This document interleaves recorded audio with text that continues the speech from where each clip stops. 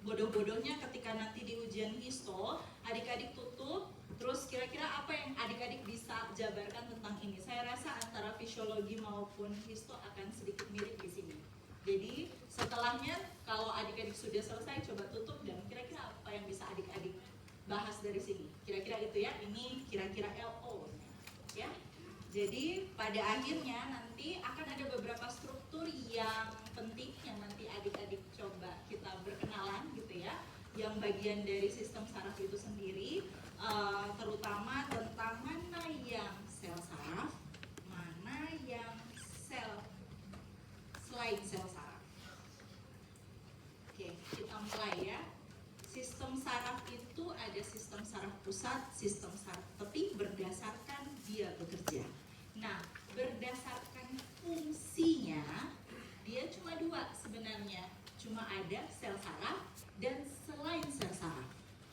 Selain sel saraf itu masuk dalam kategori glia. Glia ini adalah sel penyokong. Nah, ini saya pikir hanya pemahamannya adik-adik saja. Yang jelas kalau kita ngomongin tentang neuron adalah dia yang menerima, dia yang mengintegrasikan, lalu dia yang meneruskan. Ya, jadi selain itu berarti glia. Itu yang kita coba bikin pagar di dalam histologi ya. Oke.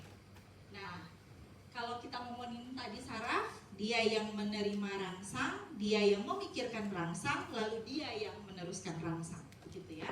Dia terdiri dari badan sel, terdiri dari dendrit, terdiri dari akson. Oh ya, sebelum itu, apa beda antara sistem saraf dan sistem endokrin? Ada yang mau? Iya, silakan.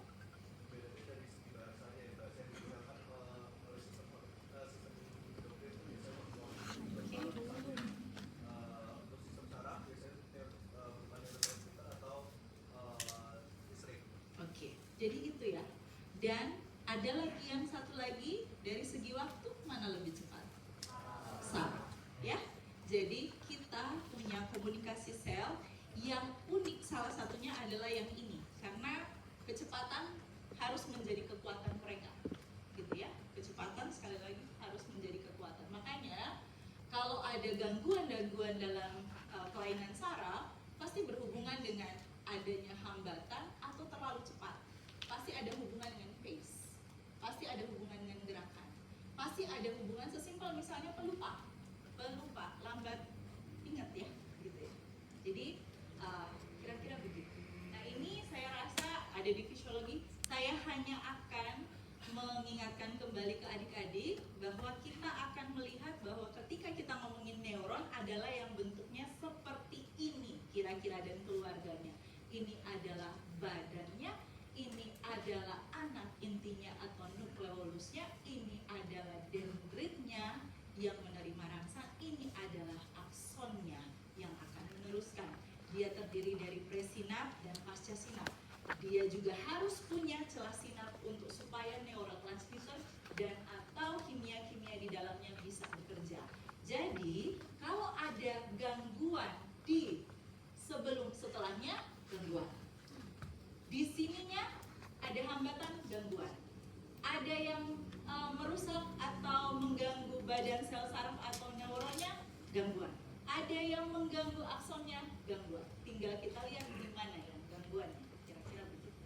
Nah, berdasarkan bentuknya, ya adik-adik, ini adik-adik tidak ada cara lain selain hafal, tetapi yang saya mau tekankan di sini ke adik-adik bahwa kalau iya multipolar itu yang paling banyak, itu yang akan lebih banyak kita pelajari, terutama di cerebrum dan di bagian motorik.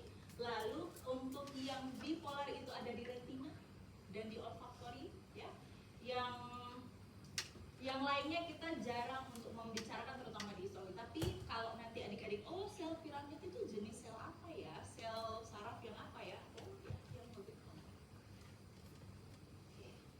Lalu berdasarkan fungsi dia ada afferent dan ada efferent. Afferent adalah yang sensorik merasa gitu ya. Motorik adalah yang bertindak gitu ya. Nanti ini akan lebih banyak di fisiologi karena secara histologi tidak banyak perbedaan. yang khas di histo adalah sebenarnya adalah glia. Glia ini adalah selain sel saraf, dia punya fungsi yang sangat penting untuk mendukung kelangsungan sel otak. Maaf, saya ulangi, dia akan bersama-sama dengan sel saraf untuk menyokong dia. Dia bisa berfungsi banyak hal, ya banyak hal. Dan kalau ada satu sel saraf, badan sel saraf misalnya nanti kita lihat di sini, neuroglianya akan jauh lebih banyak. Ada kepustakaan yang bilang 9:1, ada yang bilang 10:1, ada yang 11:1. Artinya glianya akan lebih banyak. Jadi ini mungkin salah satu yang membuat sedikit tidak mudah ketika ada case-case seperti cancer. Dan misalnya ada glioblastoma misalnya, atau cancer-cancer yang terkait dengan yang dari sel glia. Sudah banyak tambah banyak, gitu ya. Dan ini tidak mudah bagi tubuh, begitu. Jadi memang perbandingannya secara sudah diatur Tuhan, memang menyokong dia lebih banyak ya, gitu ya. Nah, dia juga yang akan ada yang berfungsi nanti sebagai pelindung, ada yang kind of cell imun, ada yang berfungsi nanti memberi makan, ada yang berfungsi untuk dia membentuk jaringan ikat. Kita lihat satu-satu yang mana. Tapi intinya adalah dia ada di sekitar sel saraf untuk menopang. Ada 6 jenis sel glia yang nanti adik-adik butuh belajar. Ada oligodendrosit, mikroglia, astrosit, ependymal cell, sel Schwann, dan sel satelit. Selain sel Schwann dan sel satelit itu ada di SSP. Jadi dua ini ada di sistem saraf perifer, ya. Jadi misalnya di soal contoh kali aja gitu ya. Ini adalah neuroglia yang ada di SSP. A ini, B ini, C ini, D ini gitu. Jangan jawab yang sel Schwann atau sel satelit, cari yang lain. Begitupun sebaliknya ya. Jadi dua sel ini pasti ada di tepi, tidak mungkin ada di sistem saraf pusat. Begitupun yang ini tidak mungkin ada di sistem saraf tepi, pasti di tempatnya di pusat. Oke ya, lanjut. Nah ini adalah gambar yang saya sangat suka dan ini ada di Jaguera. Jadi ini gambar skematik yang adik-adik akan bisa memahami tentang sel glia dalam 10 detik. Nanti adik-adik lihat, adik-adik akan bisa. Kita coba pelan-pelan ya. Ini adik-adik coba lihat yang warna putih ini. Dia kaki-kakinya banyak ya. Karena itu kenapa dia dibilang oligodendrosit. Oligo banyak ya, kakinya banyak. Untuk apa? Coba lihat. Kayak plastik ya. Kayak plastik ya, dia melindungi. Gitu ya. Dia membentuk mielinasi. Ya, dia membungkus. Jadi ingat kalau oligodendrosit, oligo banyak, kakinya banyak. Bayangkan ada plastik melindungi, gitu ya. Lalu coba adik-adik lihat ini apa? Pembuluh darah. Di sekitar pembuluh darah itu adik-adik lihat ada yang di situ. Ya, ada bintang yang di pembuluh darah. Itu adalah astrosit. Astro bintang, sit sel. Dia ini kakinya selalu menjangkau pembuluh darah. Dan dialah yang salah satu yang menentukan obat ini boleh lewat, obat ini tidak boleh lewat, saat ini boleh lewat, saat ini tidak boleh lewat. Dia bersama-sama dengan pembuluh darah membentuk blood-brain barrier. Karena itu dia pasti ada di pembuluh darah dan bentuknya pasti seperti bintang. Tinggal melihat nanti bintangnya itu seratnya banyak atau sedikit, tapi pasti dia di pembuluh darah. Jadi kalau dalam pewarnaan imunohistokimia atau pewarnaan yang lebih canggih, pasti akan perwarnai dia pasti ada di pembuluh darah, nempel di pembuluh darah. Oke. Lalu ada lagi yang lain yang namanya mikroglia. Mikro kecil apa besar itu? Kecil ya. Nih dia. Dia jalan-jalan, dia patroli. Gitu ya. Dia memang begitu. Diam-diam, tapi kalau dia terangsang, dia akan bisa menjadi fagosit. Dia adalah sel imun yang ada di SSP, yang ada di baik di cerebrum maupun di medulla spinalis ya. Jadi dia jalan-jalan kayak sel imun. Oke. Lalu ada namanya sel ependymal. Sel ependymal ini adalah sel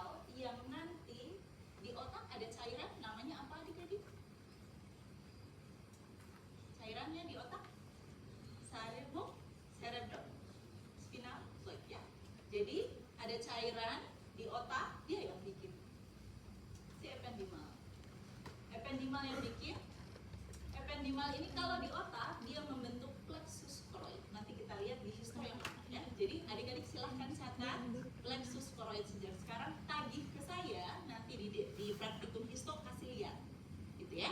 Kalau saya belum kasih lihat di praktikum, kasih lihat, karena biasanya di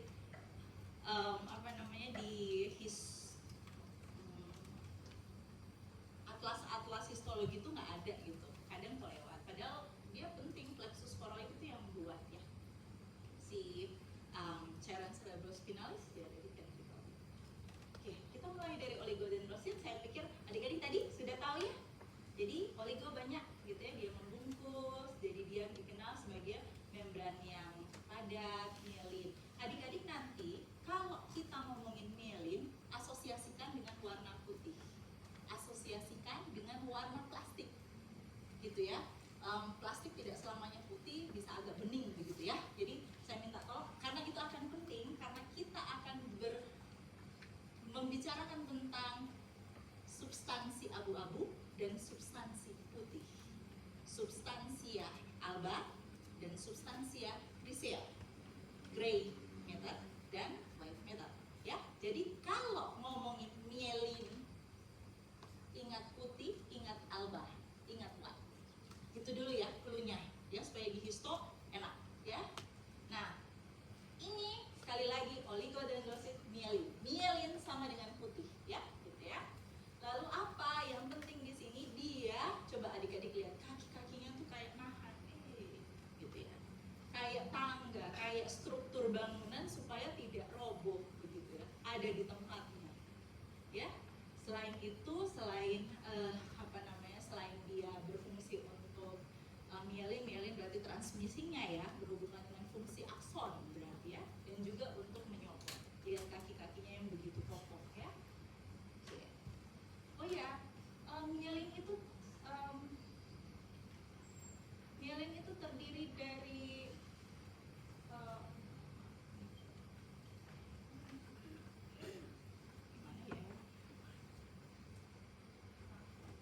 mielin itu terdiri dari jaringan lemak ya, adik-adik. Terdiri dari jaringan lemak. Mungkin nanti adik-adik bisa cari bahwa mungkin ini akan sedikit kontroversial, tetapi di jurnal yang sekarang itu tidak boleh terlalu low kolesterol, bisa bikin gangguan di kognitif. LDL apalagi LDL itu nggak boleh terlalu rendah, malah tidak boleh ditekan gitu ya, karena berhubungan dengan fungsi saraf. Karena salah satu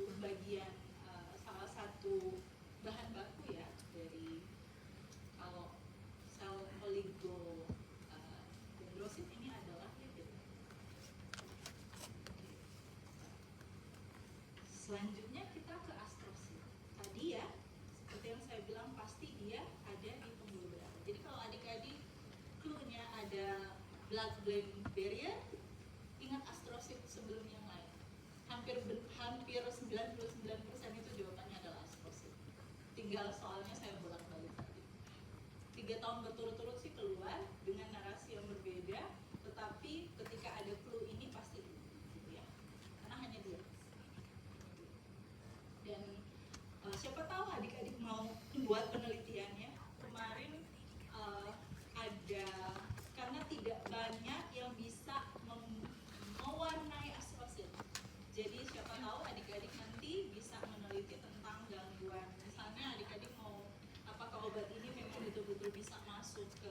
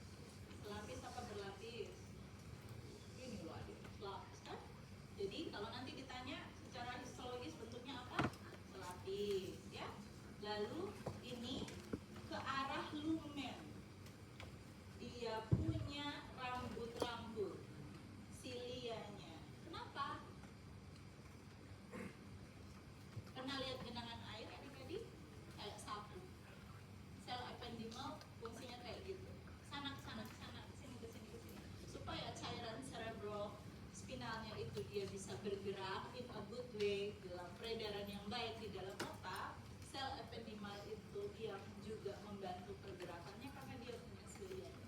Ya, karena itu kenapa dia punya rambut. Nah, tapi hati-hati ya, coba adik-adik lihat ini. Kaki-kakinya menancap ke dalam. Jadi silianya yang keluar ini melayang tanpa membran basal. Itu khasnya dari sel ependimal yang berbeda dari sel epidel.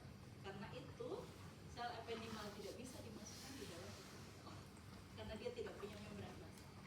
Ya, unik ya, keren Tuhan ya. Oke, sekarang ke mikroglia. Baru namanya mikroglia kecil kali ya. Jadi ketika ada foto ini jangan adik-adik berpikir sebesar ini ya. Adik-adik ini berarti sudah berapa ribu kali ya dengan mikroskop elektron gitu ya. Dan dia jalan-jalan. Jadi tidak terlalu mudah untuk menemukan si mikroglia ini. Tapi hati-hati ketika dia ada dan banyak berarti artinya ada. Kalau dia teraktivasi berarti ada infeksi gejala. Ya. Oke, sekarang sekali lagi, apakah ini ada di sel sistem saraf pusat? Tadi saya bilang berapa yang di sistem saraf pusat? Ada 4, dia tidak termasuk ya. L1 ini tidak masuknya di sini karena dia itu ada di sistem saraf perifer. Dia yang akan ada di samping. Jadi ini kalau ini ada aksonnya gitu ya. Dia yang akan membentuk selubung mielin. Semakin tebal selubung mielin maka semakin cepat penghantarannya. Karena semakin besar penampangnya berarti salta tolinya lompatannya semakin jauh. Kayak gini adik-adik bayangkan ada orang yang larinya cepat. Orang yang berlari cepat dengan lompatnya yang panjang ternyata lebih panjang, lebih cepat sampai ternyata yang lompatannya panjang. Gitu ya. Jadi yang serabut yang mielinnya banyak, tebal itu lebih cepat penghantarannya. Dan dia pasti ada di samping akson. Cluenya itu. Jangan jawab kalau di misalnya ada soal di histo gitu ya. Ada sel di samping akson atau mielin gitu ya. Adik-adik jawablah sel SWAN. Hanya itu pilihannya kalau di akson, yang ada di akson. Karena nanti ada yang di dekat badan sel ya. Yang ada di dekat badan sel namanya satelit sel. Ini adalah ganglion. Kita punya 2 ganglion, ganglion spinal dan ganglion simpatik. Ya, ini adalah badan sel saraf. Ini buat saya itu kayak mata Hedwig burungnya di kota. Tak kenapa tuh saya terngiang sama Hedwig tiap kali lihat nukleolusnya nukleolusnya badan sel saraf. Jadi tiap kali misalnya ada preparat saya belum tahu tuh gitu ya. Kalau ini saraf gitu ya. Tapi saya nemu nih mata Hedwig pasti itu sel saraf. Saya entah kenapa berasa ini sel saraf tanpa harus saya lihat lebih detail lagi ini adalah preparat apa. Karena dari Hedwig, mata Hedwig itu cara saya mengasosiasikan ya. Silahkan adik-adik misalnya kalau teman saya bilang enggak mirip itu kayak mata pacar saya gitu. Serah ya. Kayak kelereng, oke lah ya. Kayak matahari, oh terserah lah ya. Silahkan mencari asosiasi yang adik-adik kira-kira familiar, tapi intinya adalah dia ketika ada badan dan ada di tengah dengan ada anak inti yang sangat di sini dengan binar-binarnya itu saya merasa ini seperti mata. Dan ini adalah ganglion. Sudah pasti ini adalah preparat ganglion, ini adalah badan sel saraf. Oke, sekarang kan tadi kita ngomongin satelit. Yang mana satelitnya? Satelit kayak satelit palapa atau bulan itu di mana? Terhadap di bumi, di dalam bumi, di luar bumi. Di luar. Berarti kita akan cari di luar ya. Nah, satelit berfungsi untuk mengelilingi ini loh dia. Ya. Yang ada di sekelilingnya ini adalah satelit sel. Ya. Jadi nanti dia ada di sekitar badan sel neuron yang besar. Dia nanti sebagai barrier isolasi untuk melindungi struktur supaya menciptakan daerah yang bagus untuk lingkungan si saraf. Ya. Jadi beliau ya sudah selesai. Tinggal kita ke organnya. Kita akan ngomongin ketika SSP itu akan ngomongin cerebrum, cerebellum, sumsum tulang belakang. Bagi yang susah menghafal cerebrum, bunyi L selalu lebih kecil daripada R. Berarti R besar, gitu ya. Cerebellum ini adalah yang belum besar. Jadi otak kecil, cerebrum, otak besar. Lalu nanti kita akan dengan medula spinalis atau sumsum tulang belakang. Nah, adik-adik, sekali lagi kita akan ketika berhubungan dengan sistem saraf pusat, kita akan ngomongin tentang tadi ya, substansia abu-abu, substansia alba. Ini minta tolong adik-adik kita pahami bersama. Tadi kalau putih asosiasi dengan apa adik-adik? Mielin. Asosiasi dengan akson. Yang abu-abu neuronnya, dendritnya. Ya. Jadi kita akan lihat, jadi kalau kita ngomongin tentang abu-abu, berarti kita ngomongin tentang neuron dendrit. Kalau kita ngomongin tentang substansia alba, berarti ada akson.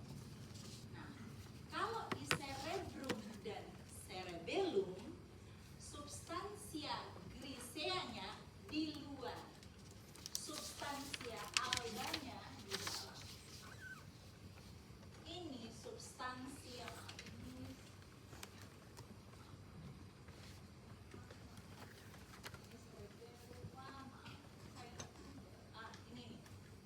Misalnya ini ya, maaf gambar saya tidak terlalu jelas.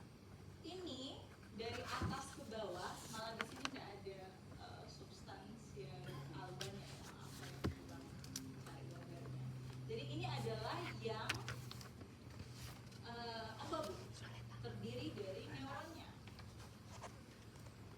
Nah, mau nggak mau, ujian keluar ini adik-adik 6 zona. Yang mungkin adik-adik butuh pahami adalah zona molekuler pasti di luar. Saya ulangi, zona molekuler pasti di luar. Zona lapisan multiform itu pasti di dalam dan dekat dengan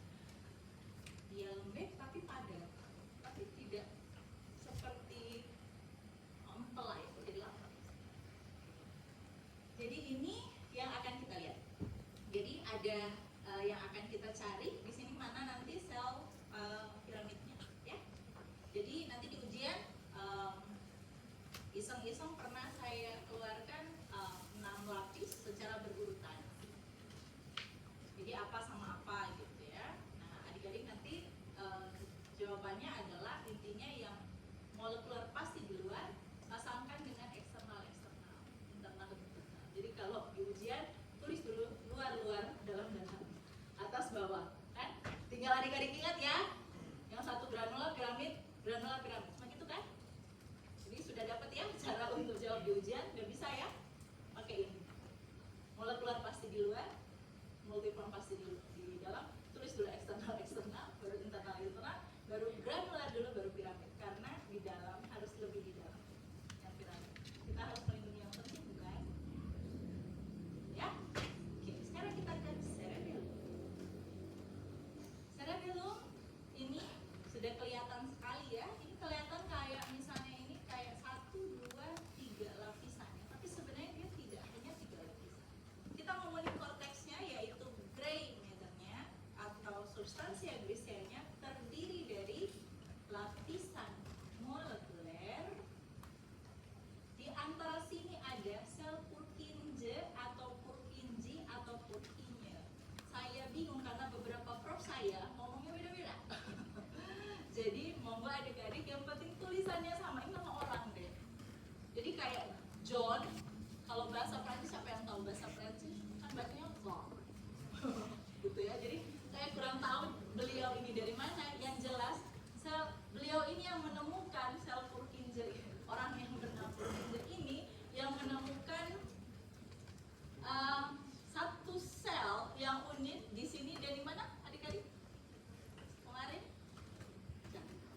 Ya, dia yang. Jadi nanti kalau adik-adik siapa tahu dapat nemu sel, kita namain nama kita gitu ya. Dan lebih susah dari ini gitu supaya penyebutannya apa gitu. Karena kalau beliau sudah almarhum nggak marah saya salah menyebutkan.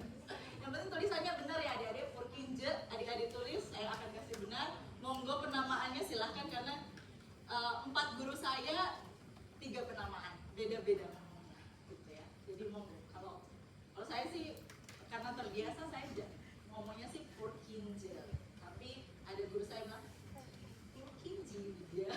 Oke, ya gitulah. Oke, nanti dia di sini adik-adik di sini. Nanti kita lihat lebih dalam. Lalu ininya apa? Ini adalah yang substansia alga. Ya, ini adalah yang granular. Granular mudah ya karena titik-titik ya. Jadi yang di dalam pasti kalau di cerebrum dan cerebellum yang di dalam, yang medulanya pasti di dalam, yang putihnya pasti di dalam. Bedanya yang korteksnya dari 3 lapisannya. Oke. Isinya apa? Biasanya nanti akan dikeluarkan di ujian. Tapi yang adik-adik harus tahu bahwa sekali lagi lapisan molekuler sama ya kayak tadi di cerebrum di luar ya. Dia terdiri dari neurofilnya, penyokong-penyokong, ada dendritnya. Lalu nanti di lapisan yang Purkinje ini yang ada sel yang dia berfungsi untuk apa adik-adik? Menurut adik-adik cerebellum fungsinya apa? Otak kecil fungsinya apa? Oke. Oke. Nah, dia ada berhubungan dengan itu dan juga sebenarnya untuk seimbang kita butuh gini ya. Ini cara guru saya menerangkan waktu itu dan saya jadi ingat gitu ya tentang keunikan sel ini. Adik-adik ketika seimbang, kalau tidak seimbang kita goyang supaya seimbang kan ya? Ya nggak sih?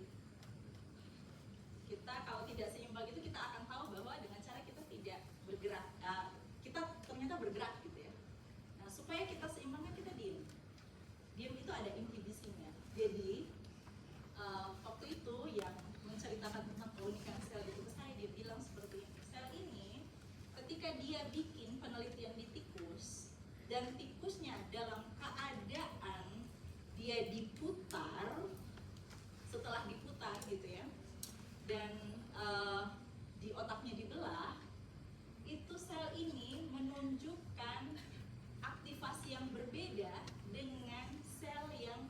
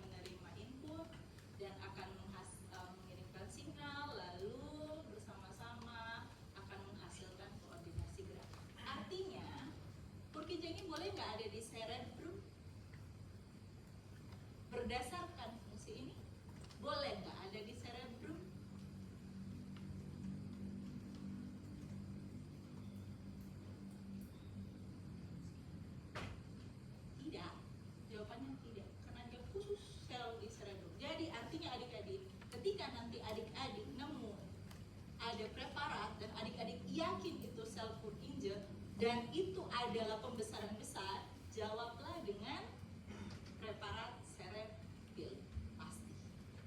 Ya, tidak mungkin salah.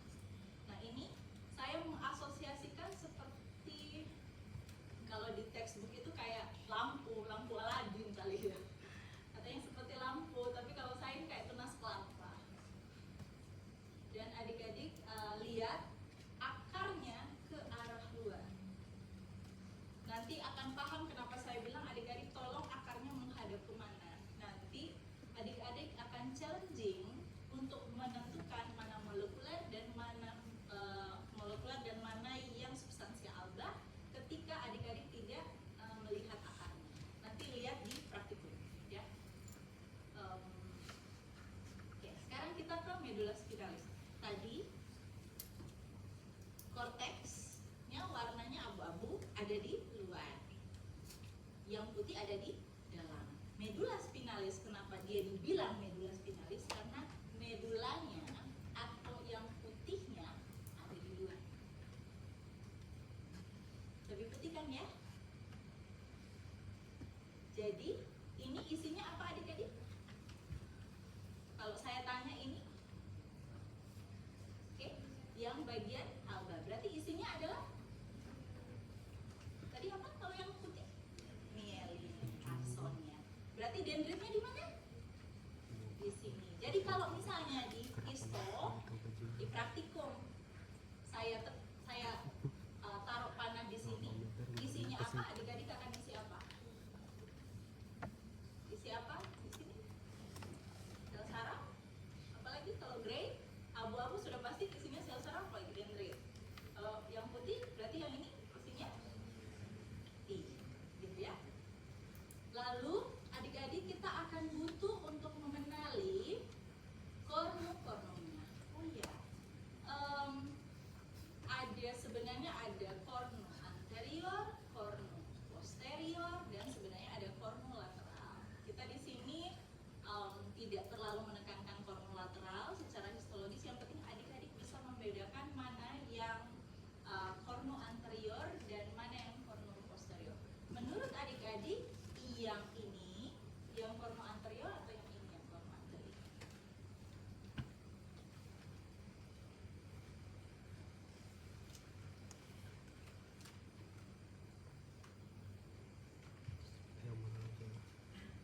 Ini ada kupu-kupu, adik-adik coba bayangkan ada kupu-kupu yang sayapnya besar. Sayapnya ada yang pertama lebih besar, yang kedua lebih kurus ya.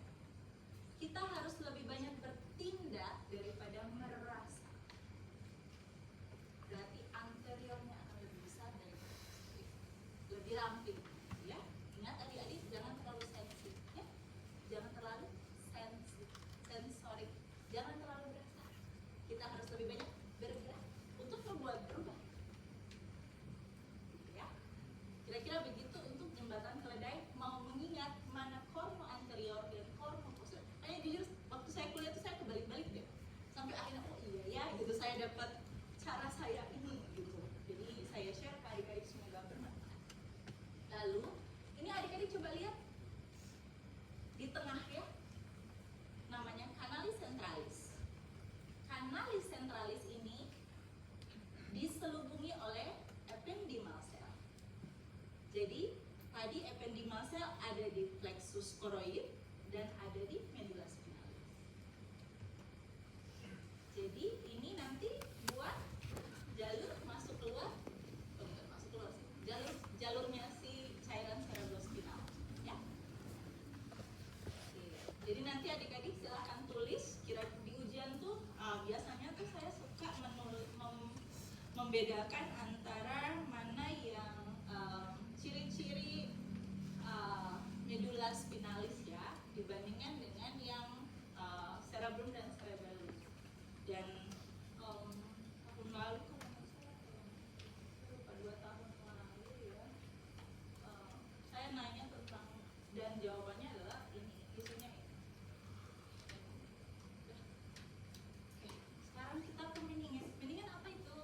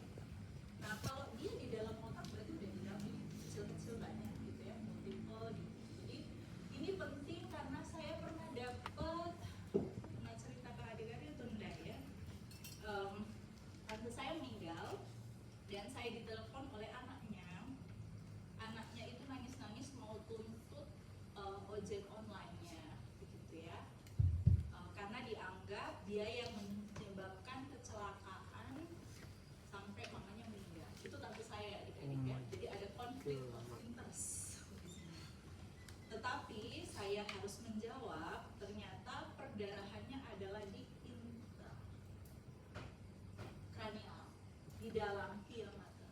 Artinya kemungkinan stroke hemoragik. Jadi bukan jatuh dulu pendarahan, tapi pendarahan dulu baru jatuh.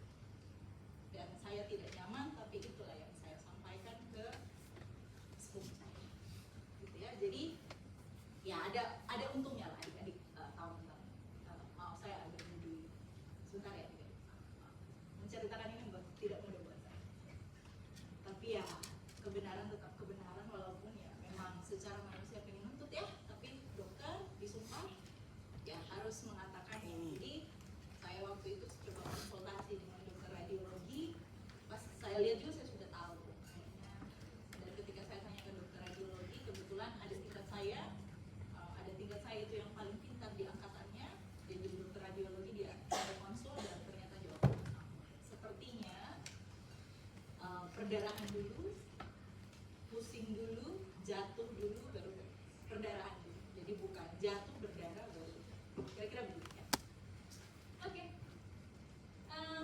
Nah, ini nanti kalau di medula spinalis. Jadi tetap ya, karena di SSP, jadi bukan hanya otak dan cerebellum yang dilindungi oleh dura, subdura, arachnoid, dan motor ya. Jadi sampai medula spinalis pun ada. Oke. Ini yang tadi, kalau nanti adik-adik mau penelitian, ini adalah ruang penelitian yang sangat sulit. In case kalau adik-adik sangat sangat tertarik di otak, itu masih sangat jarang.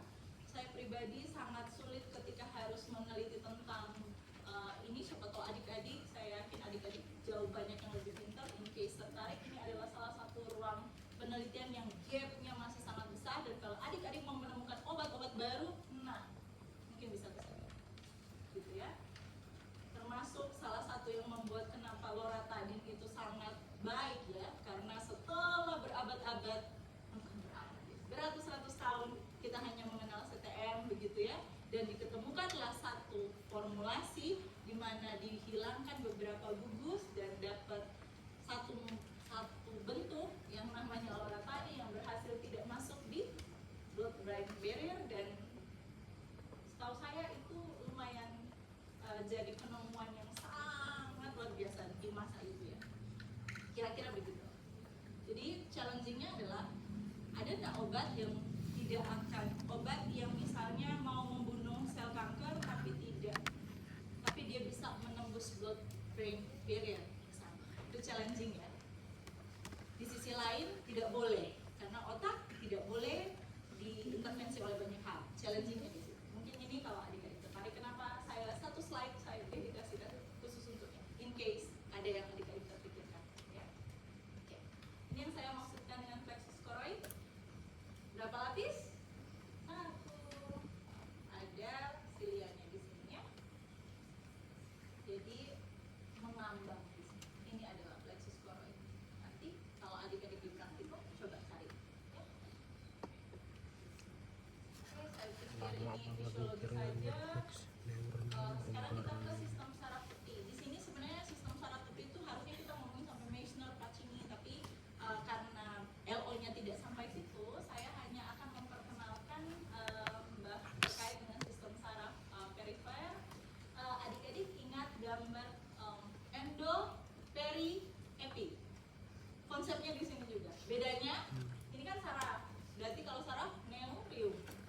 Yang membungkus langsung sel saraf namanya endoneurium. Endoneurium ini, satu sel saraf ini akan berkumpul menjadi satu fasciculus.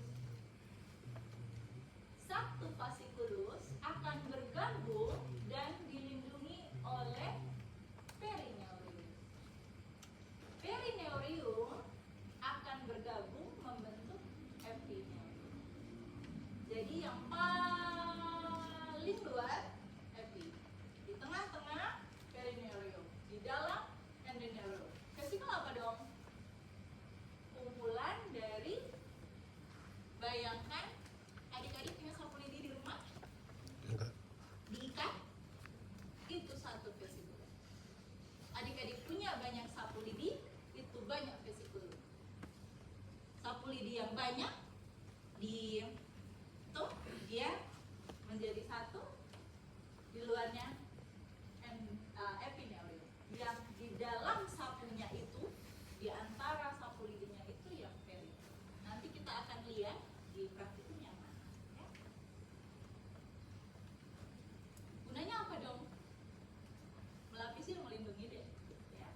Nah, yang adik-adik butuh tahu bahwa di endoneurium ini kan dia sebenarnya membungkus mielin.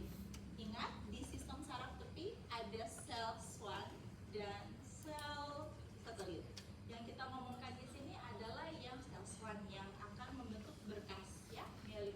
Nanti ada titik-titik yang hitam gitu ya, itu nanti kita identifikasi sebagai sel swan. Ini gambar skematis yang mau bilang bahwa satu endoneurium itu terdiri dari myelinasi dan ada satu sel swan yang terdorong ke tepi. Ingat, sel swan pasti di tepi. Kalau ada yang di tengah, berarti ini adalah myelin. Oke? Badan sel sarafnya mana dong?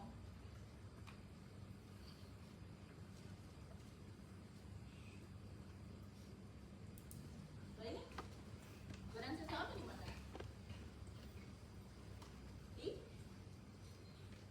otak. Jadi otak itu kita cuma punya dendrit sama akson, tapi akson yang panjang sekali itu cuma ada di darat, cuma ada di tepi, dan kita tidak punya badan sel saraf. Tapi ada satu, ada badan sel saraf yang ada di tepi, namanya ganglion. Setelah ini akan kita lihat, ya. Jadi ingat adik-adik, seluruh sel saraf itu neuron itu ada di otak. Badan sel saraf. Badan sel saraf yang ada di tepi cuma ada di ganglion. Ganglion cuma dua. Ganglion spinalis dan symphatic. Ya. Nah, ini penampakan ganglion yang akan kita lihat. Ini loh badan sel sarafnya. Tahu dari mana? Mata Hedwig. Tapi jangan ditulis mata Hedwig ya adik-adik ya. Ini nukleolus dari badan. Jadi kan ini sel saraf ya, badan sel saraf. Kan sel sarafnya punya nukleus ya. Intinya yang lebih dalam lagi tuh nukleolusnya. Ini sel satelit. Jadi adik-adik mau tahu bagaimana ini adalah sel satelit? Kemungkinan besar itu adalah sudah pasti ganglion, karena di ganglion sel satelit itu pasti ada di sekitar badan sel saraf. Jadi nanti kalau adik-adik dapat preparat medula spinalis, coba cari ada preparat yang ada ganglion. Karena kenapa ada ganglion spinalis? Nanti kita coba lihat ya. Ada preparat yang ada yang nggak ada. Ya.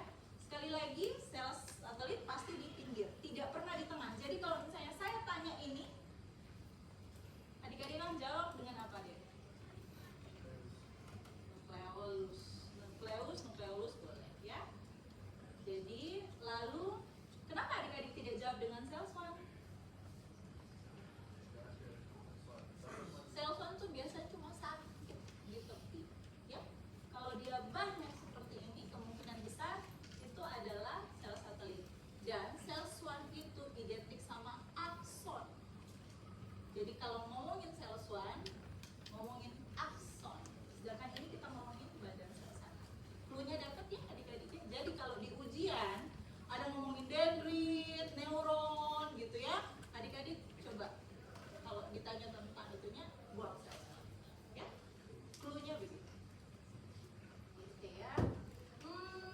Ini saya sekilas saja. Yang penting adik-adik tahu bahwa kita punya ganglionnya untuk menerima sensorik di seluruh tubuh, lalu nanti akan ditransmisikan, diperbesar gitu ya, diamplifikasi, lalu nanti dibawa lagi ke atas. Ya. Kalau secara histologi saya sama deh, jadi tidak ada khusus. Jadi ini kira-kira kalau di ujian yang adik-adik mungkin butuh untuk saya cuma pakai AI kok ini deh untuk bikin ringkasan ini, dan adik-adik saya rasa adik-adik bisa bikin yang lebih pintar, lebih bagus. Hanya saja yang selalu saya suka keluarkan di ujian pasti akan ada sel glia, walaupun kita tidak punya preparatnya.